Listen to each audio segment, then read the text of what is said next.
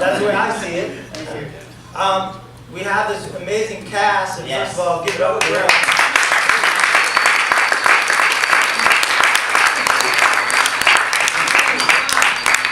And we got the man there, Mr. J. Dubs, John W. Wallace.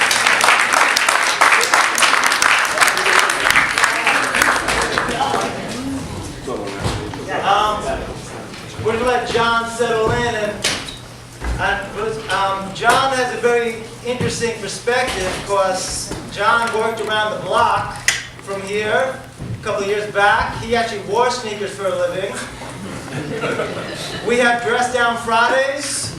He used to wear shorts to work and a tank top from the New York Knicks. Give it up.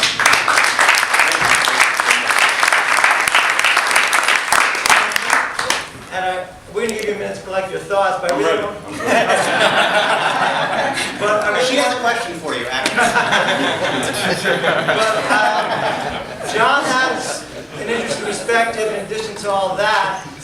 He probably one of the few people in here who actually had a sneaker contract. He's I think the first athlete to sign with Carl Kanai Fashion Industries, and they created a sneaker just for him. So what I wanted to bring you down here for is just talk about your experience in Syracuse and as a Knick, and with working with that fashion company as being sponsored to wear their shoes, which none of us probably had that nuance and that experience of. Well, first and foremost, sorry for being a little late. I was over at the main office, I guess, on 555 with that. But as far as Syracuse having your pick of sneakers, so to speak, from Nike, and being able to switch sneakers whenever, however you wanted to, it's obviously more than a cool feeling. Just to be able to switch sneakers all the time. Going into the NBA, having a pretty lucrative sneaker deal, it was. I had to pinch myself sometimes. I'm a kid from nothing, and I just worked hard in everything I've ever done, and I was rewarded not just an NBA contract but a sneaker deal. So I was very fortunate and blessed to be in that position. I've always been like a sneakerhead, so to speak.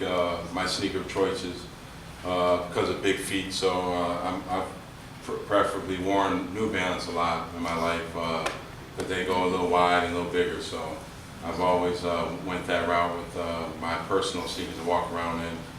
But being in the NBA and basically having droves and closet fulls of sneakers at your disposal all the time, it's pretty unique. And then your friends get in, you send stuff to all your friends. So everyone in my immediate circle, whatever sneaker I was wearing, they were wearing the same thing pretty much. What size are you? Size 17. And actually, New Balance is one of the few sneakers made in America, predominantly, so absolutely. That's fair practices.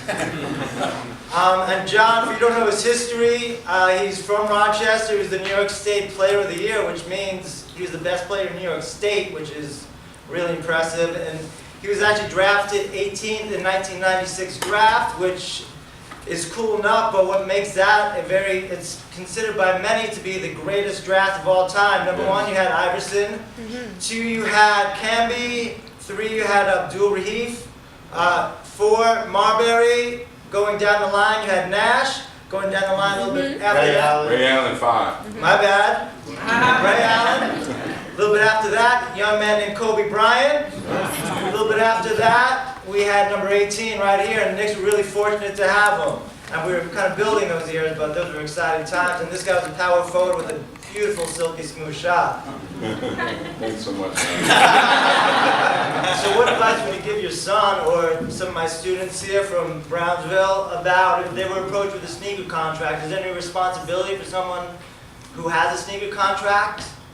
Well, I'll tell you what. If you're ever in a situation or a position to receive or to sign a sneaker deal, you should absolutely do it. I mean, it's someone giving you money just to wear shoes. I mean, you have to sign that.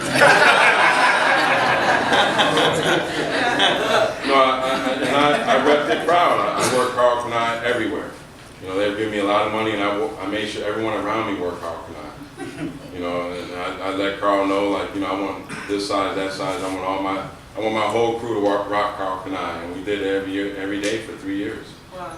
So you know, I promoted it. I tried to help with sales and everything. So, you know, I'm loyal like that. So, you know, he gave me a lot of money, and I gave him a lot of my time and free advertising, whatever you want to call it. So.